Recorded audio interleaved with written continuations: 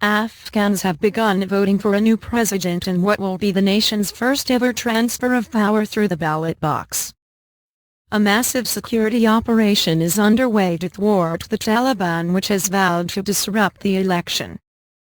8 candidates are vying to succeed Hamid Karzai, who is barred by the constitution from seeking a third consecutive term as president. The poll has already been overshadowed by the shooting of 2 journalists.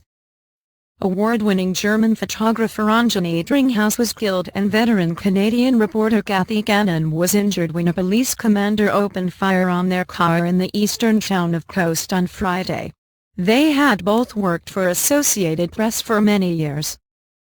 It was the latest in a string of deadly attacks that marked the lead-up to the election. Large queues. Heavy rain was falling in Kabul early on Saturday, and BBC correspondents said young voters in particular were defying the conditions and the security threats. The biggest military operation since the fall of the Taliban in 2001 has been rolled out for the vote, says the BBC's David Loyne in the Afghan capital. All 400,000 of Afghanistan's police and soldiers were set to be on duty for the election. In parts of the capital, voters could be seen queuing an hour before polls opened. The BBC's Karen Allen in northern Afghanistan says that voting appears to be brisk, with large queues forming as people wait to cast their ballots. One young voter told our correspondent he had defied his father's warning not to vote because of the threat of violence. However, some polling stations in the provinces of Herat in the west and Kapisa, northeast of Kabul, were closed because of a combination of the bad weather and security risks. There were also reports elsewhere of several polling centers not receiving ballot materials in time. Independent Election Commission Chairman Ahmad Yusuf Nuristani urged all Afghans to vote as he cast his ballot live on television.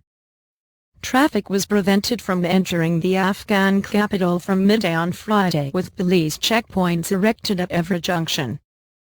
International observers are increasingly optimistic that both the tight security and a number of new guarantees against fraud will make this a fairer election than Afghanistan has seen before, our correspondent says. Afghans have been barred from sending text messages until polls close at 1600 hours. 12:30 GMT on Saturday to prevent the service from being used for last-minute campaigning.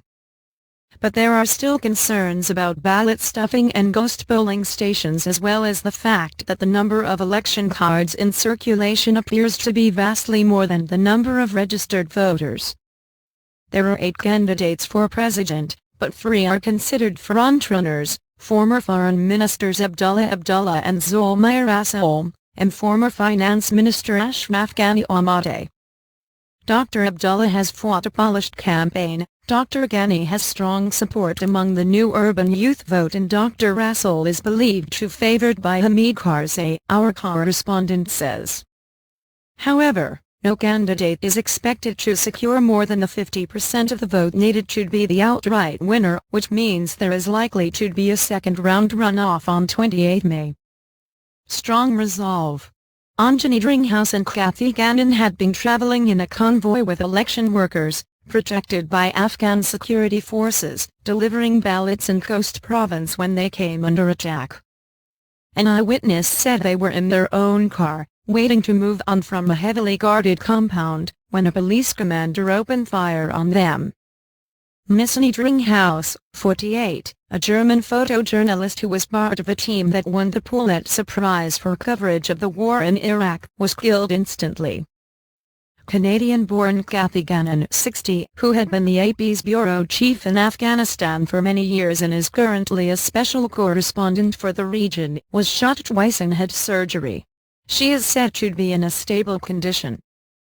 The Afghan Interior Ministry said it would thoroughly investigate the circumstances of the shooting, but suggested it may have been a case of mistaken identity. The base, close to the border with Pakistan, had been under sustained attack from insurgents for the past 48 hours, spokesman Siddiqui said. The run-up to the historic poll has been the bloodiest since the fall of the Taliban, says the BBC's Liz Doucette. The heavily guarded Interior Ministry, the main compound of the Independent Election Commission and the popular five-star Serena Hotel have all been attacked. But, says our correspondent, the violence seems to have strengthened the resolve of Afghans to carry on with the election.